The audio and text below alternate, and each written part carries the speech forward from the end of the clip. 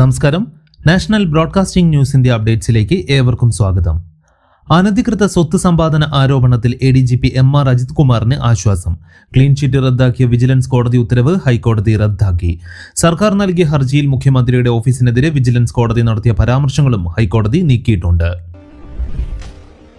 ശബരിമല സ്വർണ്ണക്കൊള്ളയിൽ അറസ്റ്റിലായ തിരുവിതാംകൂർ ദേവസ്വം ബോർഡ് മുൻ president A. പത്മകുമാറിനായി പ്രത്യേക അന്വേഷണ സംഘം ഉടൻ കസ്റ്റഡി അപേക്ഷ നൽകും.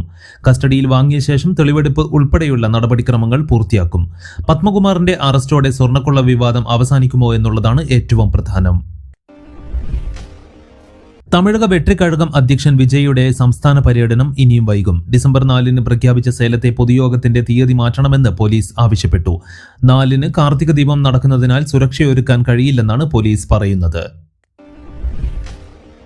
കേരളത്തിലെ വോട്ടർ പട്ടിക തീവ്ര പരിഷ്കരണത്തിൽ തെരഞ്ഞെടുപ്പ് കമ്മീഷന് സുപ്രീം കോടതിയുടെ നോട്ടീസ്. സംസ്ഥാന സർക്കാരിന്റെയും രാഷ്ട്രീയ പാർട്ടികളുടെയും ഹർജിയിലാണ് നടപടി. ഹർജി അടുത്ത ബുധനാഴ്ച പരിഗണിക്കാൻ വേണ്ടി സുപ്രീം കോടതി മാറ്റിവെച്ചു. ജസ്റ്റിസ് സൂര്യകാന്ത് അധ്യക്ഷനായ ബെഞ്ചാണ് സംസ്ഥാന സർക്കാരും CPI, CPIM, കോൺഗ്രസ്, മുസ്ലിം ലീഗ് തുടങ്ങിയ രാഷ്ട്രീയ പാർട്ടികളും നൽകിയ ഹർജികളാണ് പരിഗണിച്ചത്.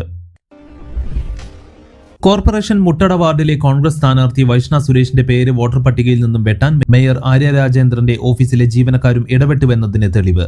വൈഷ്ണയ്ക്കെതിരായ പരാതിയിൽ അന്വേഷണ ചുമതലയില്ലാത്ത മേയറുടെ ഓഫീസിലെ 2 ജീവനക്കാരാണ് വൈഷ്ണ ഹാജരാക്കിയ രേഖകളിലുള്ള വീടുകളിലെത്തി താമസക്കാരിൽ നിന്നും രേഖകൾ എഴുതി വാങ്ങിയത്.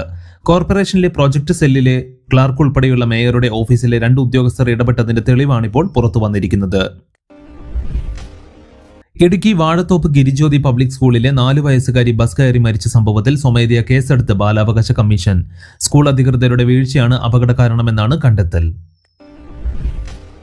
സ്വർണ്ണവിലയിൽ വീണ്ടും ചാഞ്ചാട്ടം. ഇന്ന് സ്വർണ്ണവിലയിൽ നേരിയ ഉയർച്ചയാണുള്ളത്. ഇന്ന് പവന് 160 രൂപയാണ് വർദ്ധിച്ചിരിക്കുന്നത്. ഗ്രാമിന് ഇതോടുകൂടി 20 രൂപ വീതവും കൂടി.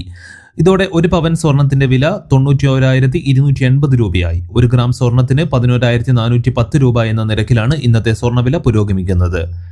കൂടുതൽ വാർത്തകൾക്ക് വേണ്ടി കേൾക്കൂ നാഷണൽ ബ്രോഡ്കാസ്റ്റിംഗ് ന്യൂസിന്റെ അപ്ഡേറ്റ്സ്.